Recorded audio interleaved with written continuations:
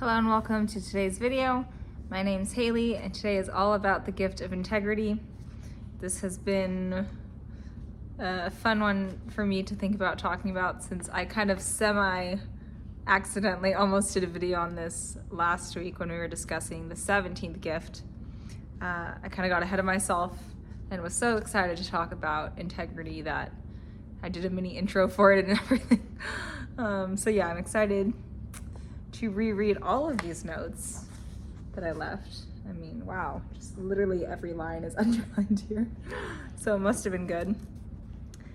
And yeah, going from the shadow frequency of judgment, which we discussed in the last video, into this frequency of integrity, of truth, of authenticity.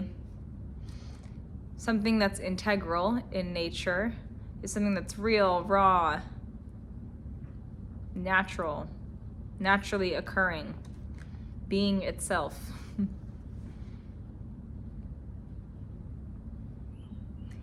His first sentence is, this 18th gene key is psychologically extremely profound.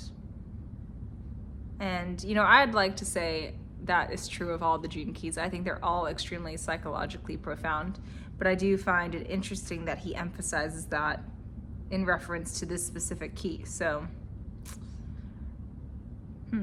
Richard Rudd seems to kind of put a highlighter on this one.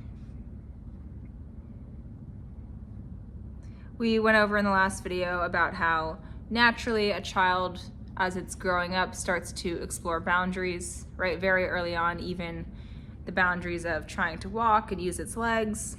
And then as it grows up into its adolescence, testing the boundaries of how far away it can get from mommy and daddy while still feeling safe, how much it can disobey mom, dad, teacher while still getting love, affection, and attention, and so on and so forth. So this is a very innate urge within human DNA to test boundaries. And specifically, this entire gene key is about the material, emotional, and mental boundaries. Material boundaries, mental boundaries, emotional boundaries.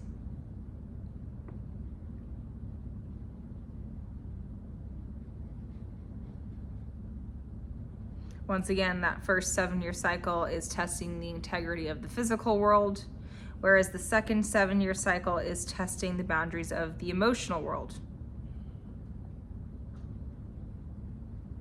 And then finally, the last 7-year cycle is testing the boundaries of the mental world,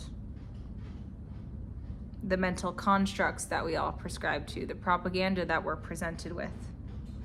So this is where judgment really starts to set in a heavier way, right? That third 7-year cycle, because for the most part, judgment is a very mental activity.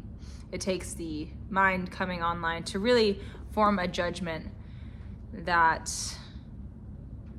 is negative and translates to the actions that you take.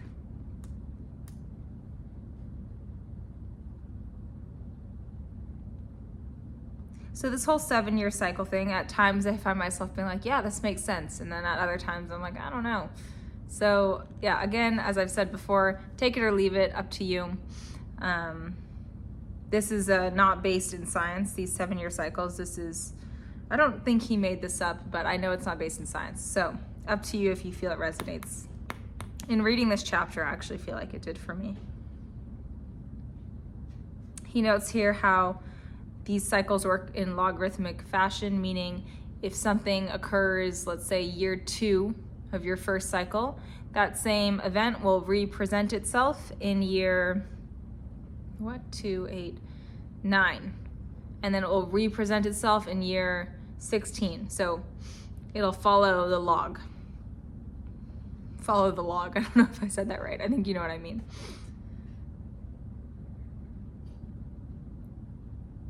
It'll appear at the same junction in the second and the third cycle, for lack of better words.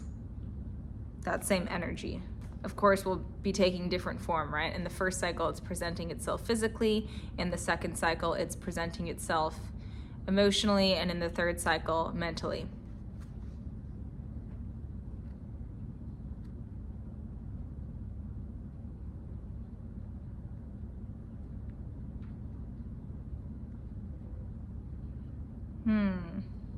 So, yeah, interesting. This first section I didn't find myself highlighting too much. It's more in the second half of this chapter. I was like, so the intellectual development, right, this mental capacity is developing for the most part from 14 to 21. It's a very big mental focus. And you can even just think logically about this time frame. 14 is what usually in America you're finishing up middle school, entering high school around that age. It's when kind of more self-awareness starts to come online, awareness of how I look, of how other people look, attraction, puberty, all these very confusing things are happening and into your teen years, right? Exploring your ego in a very sedimented way.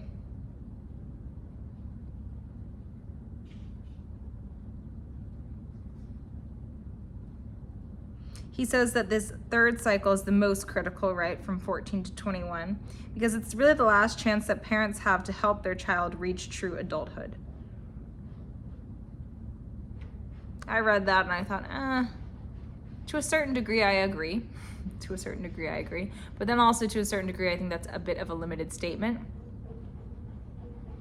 I do, however, agree that it's obviously much easier to heal any trauma or negative patterning the earlier on you do it in life, simply because you're carrying that baggage for less time. Therefore, that's less of it to go sift and sort through. So yeah, he really just is emphasizing here that it's important during these years 14 to 21 to really address anything that's representing itself to be healed. And specifically because usually the child is still living at home, the parents have a lot of jurisdiction to help a child elevate out of lower frequencies and elevate into higher ones during this time.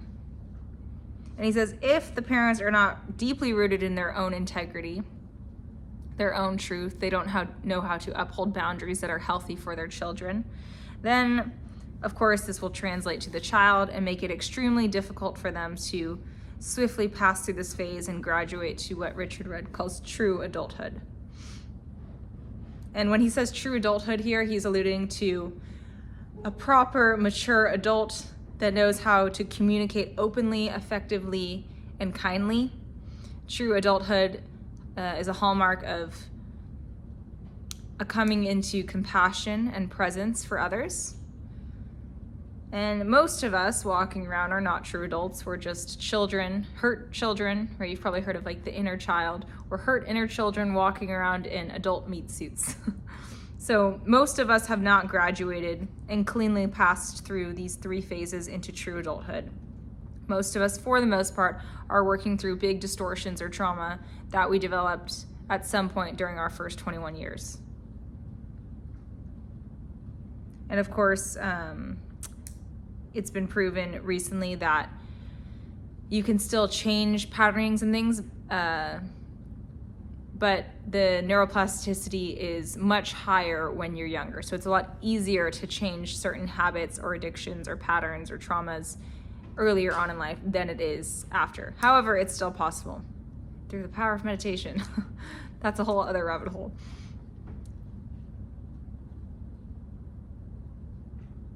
So basically, depending on how healed the adult is, sets up the child for how they will enter into their adult life after 21 years of age, how integrated or wounded they are.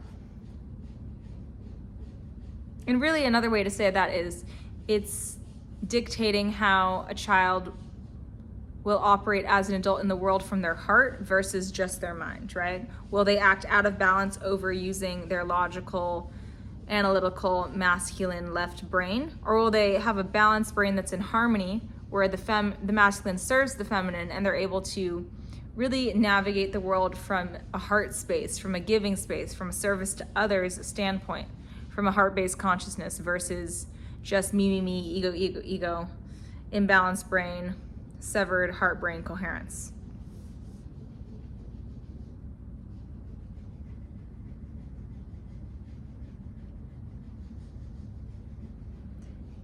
It also determines if the child will be able to hold their own space without reacting to judgments that are coming unto them or self-judgment that's arising, right? The ability to pause is directly linked to integrity, to authenticity, to healthy boundaries. Healthy boundaries create a cascade of positive effects in the lives of the adults and the children, right? It pretty much seamlessly translates to an individual's ability to pause when chaos is presenting itself in the environment, as it will, right? Because things happen, you know, people fall off mopeds, or you lose your job, someone's yelling at you, the service is taking forever at the restaurant. Like, things happen, energies come up of anger, impatience, annoyance, sadness, guilt, grief. All these things come up. And so really, you who's watching this can ask yourself, okay, you might be wondering now, wait, am I a true adult, or am I like a wounded child in an adult meat suit? The best way to tell is your ability to pause current day. When something negative happens in your life, do you have the integrity, the authenticity, the pause that is marked by true adulthood to navigate that trial or tribulation? So, very simply put, the question is, how reactive am I? The more reactive you are, the more you're a wounded child. The less reactive you are, again, this doesn't mean that you don't feel the anger, the sadness, the grief, the shame, blah, blah, blah. It just means as it's arising, you're able to watch it and not let it completely steer you into all these crazy actions and behaviors. So the more pause you have, the more integrated you are as a mature adult, practicing this gift of integrity.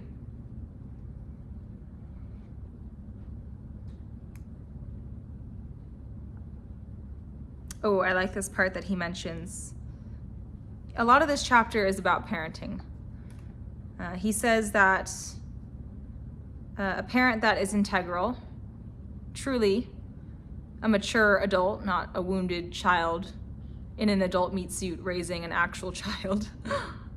A parent that's a true adult also has to occasionally lean back and watch a certain drama play out in the child's life, and then trust that in holding the frequency of sturdiness, this child will learn consequences, learn lessons, and then become better for it. So I gave the very simple example in the last video of, you know, dinner's soon and I want candy. No, honey, you can't have candy, not before dinner. I want candy. Honey, I said, maybe after dinner, okay? Maybe.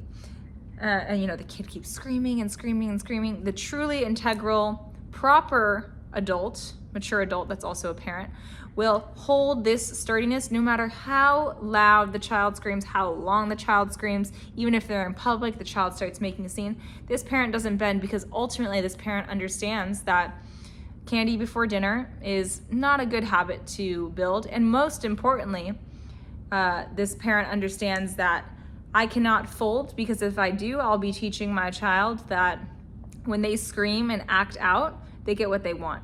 And that's not good, right? I need to hold this boundary so that they learn that screaming is not how you get what you want. And actually, this is for their highest good, right? Candy after dinner is better, so that you don't, have a sugar rush before dinner, and then you're not hungry for the real food, all this stuff. So sometimes the parents have to lean back and just stand sturdy, not get so involved and entangled and trying to just make the child hush. And that's interesting to point out.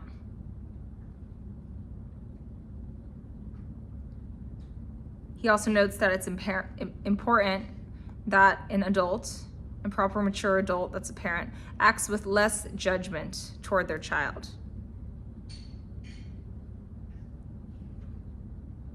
That is much easier said than done.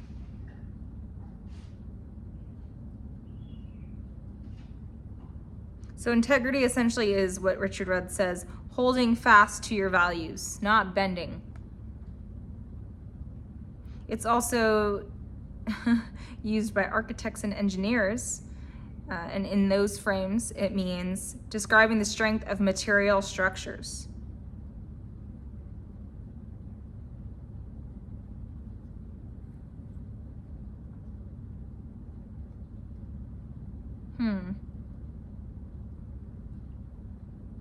Integrity has to be earned. It's naturally occurring inside of you, but it has to be cultivated and quote unquote earned. I don't know if I like that word earned. I feel like it makes it sound like it's outside of you and something you have to attain. But what I think he's trying to say is integrity is a potential latent within us all, right? This ability to navigate the world with authenticity and strong boundaries. It's in here. We just have to start using it to flex that muscle, to build that muscle. So you can, that was weird. The ice cube just like moved on its own. It's weird. I have this like, I should not be drinking coffee at 3 p.m., but it's literally just sitting there and you guys heard that. It was like, or I don't know, it made a sound. Anyways. That's funny. What was I saying? Ah, yes, integrity is like a muscle, right?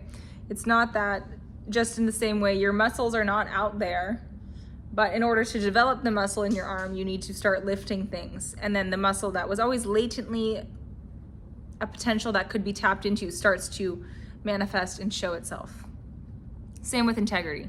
It's in here, just waiting for you to start lifting the weights, which is demonstrated through action in holding your boundaries firm in the real world for that to start growing, flourishing, and ultimately exuding out of your aura.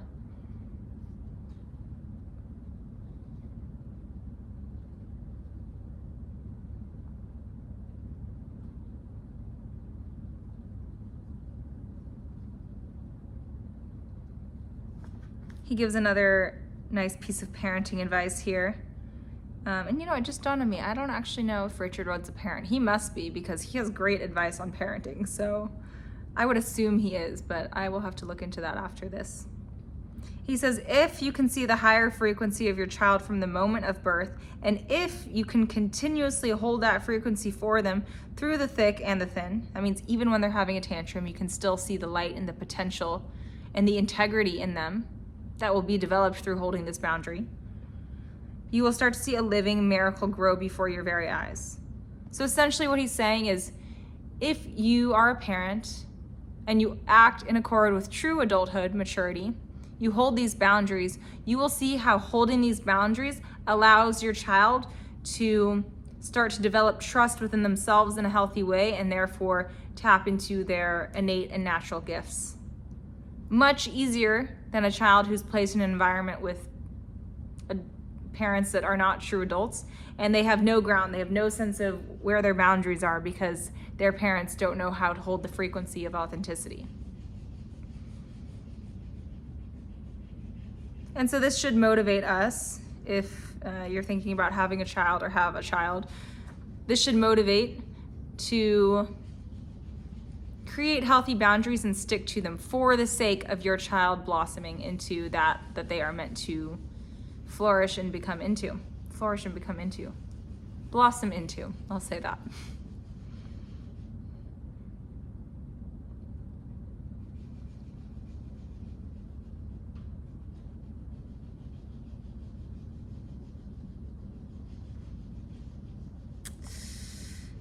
Okay, so this next little section, I'm just gonna read for you guys and let you who's watching pick apart it as you may.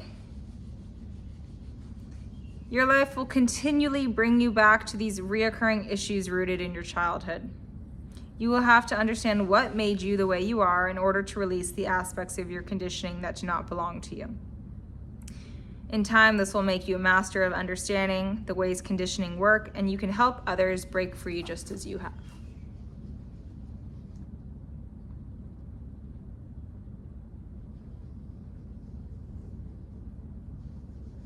So in stepping out of the shadow frequency of judgment, again, we're referring to negative self-critical judgments or harmful judgments upon another, judgments that are not constructive or loving. that are egocentric and fear-based judgments. In stepping out of that and in traversing into this path of integrity, the more integral an individual becomes, the more their judgment also matches that frequency of integrity. So it's not that you don't make judgments anymore. It's just that now the judgments that you do make as you're embodied in this gift frequency are ones that emanate from truth, from integrity, which is love. What's the most loving thing for everyone, for me and the child? Long term, not instant gratification. So your judgments and the way you see the world and navigate the world starts to shift for the good of the all. It's the complete opposite of the victim mind, once again, right? It's this taking responsibility.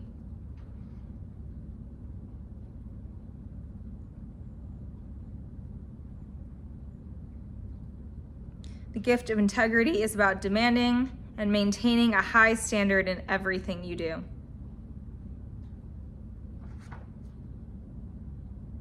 I like that line.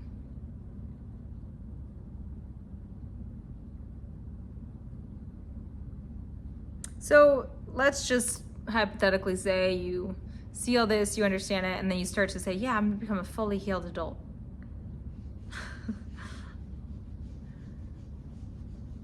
So as a fully healed adult, that person's purpose is to help others complete their childhoods, right? To grow up, to face their trauma, to work through their patterning, to take responsibility, to step out of the victim mind, so that they can finally enjoy their lives and pass on their integrity to the children that they one day may raise.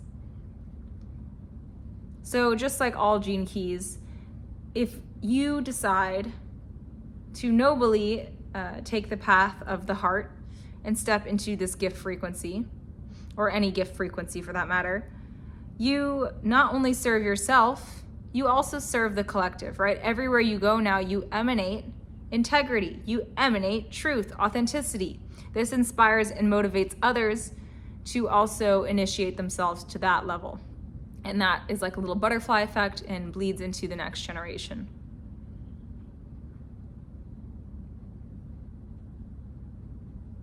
So that's a motivating factor to think about.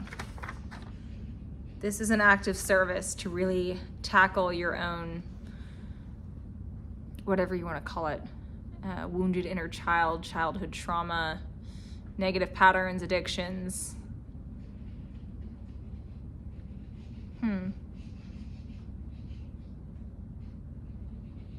I was about to open a can of worms, but it's a whole rabbit hole, so I'm just gonna leave it at that. To uphold integrity, you have to be courageous. We referenced this last time.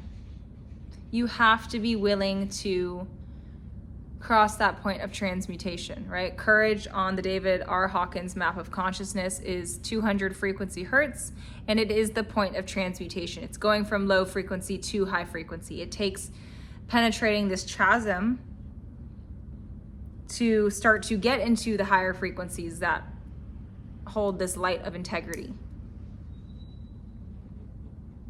And being courageous means challenging anything and anyone who does not meet your high standards, who does not meet the truth.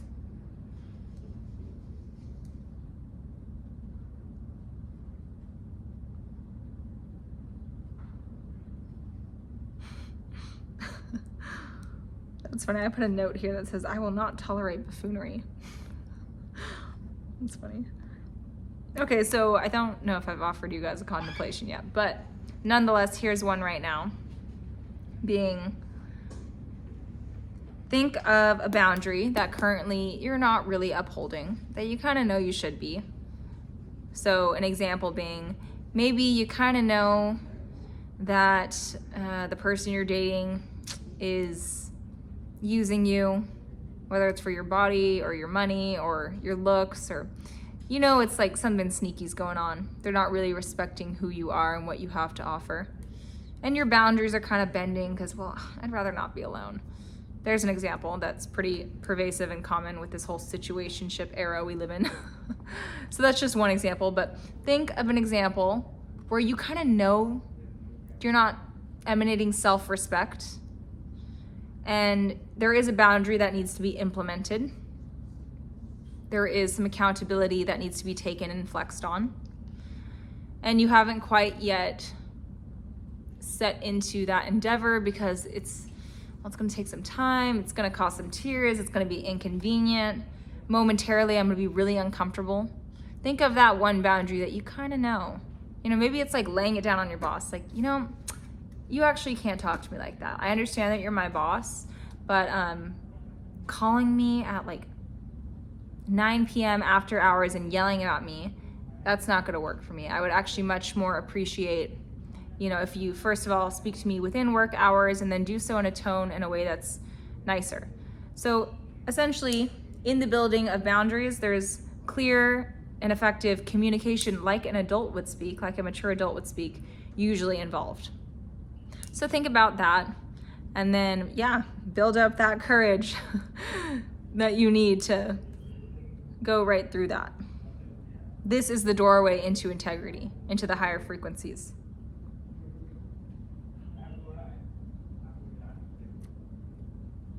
Learning to judge from the heart. Integrity only has one purpose, and that is to serve the whole in spirit of truth and compassion.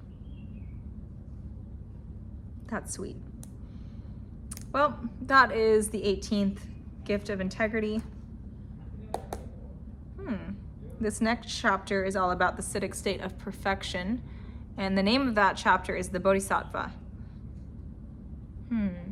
So stay tuned for that. See you guys next time. Hey guys, thanks again for tuning in with me for this Gene Keys episode. I also just wanted to come on here and start promoting my one-to-one coaching that I offer to women and girls ages 16 to 35. If you've followed me on Instagram for a while, you might be a little bit familiar with my story. I was a model in New York City for 5 years, and in that time frame, I did quite some damage. I developed a really severe eating disorder, body dysmorphia, chronic anxiety. Oh my gosh, I couldn't even go out to dinner without thinking about how much calories, how much I'd have to overwork out in order to compensate for what I was eating. All of those issues led to quite a depression and turned into PCOS, and I also lost my menstrual cycle for over 5 years. All of this amalgamation of issues led me to soon realize that something needed to change. I went through much work. Many people helped me to get to where I am now. And I'm so thrilled to say I'm living such a more abundant life, and I don't feel zapped and drained and fear of judgment anymore like I used to. I would love to offer what I've learned through my own embodied experience, the meditative techniques that have gravitated toward me, and the own verified games that I've made up and curated to help you walk home to more of you and who you really are, so that all of these things can stop draining your energy. All the constant comparison to others and to people on Instagram, all the over-analysis about working out and what you're eating or what you look like. All of these things are not what life's about, as cheesy as it sounds. And I would love to help you come into more unity with you if you struggle with any of these things and you're a woman or girl between the ages of 16 and 35. So feel free to reach out to me if one-on-one coaching sounds resonant. You can feel free to DM me through Instagram or contact me via email, both of which will be left below in the description box. So much love and aloha to you guys, and I'll see you all in the next video.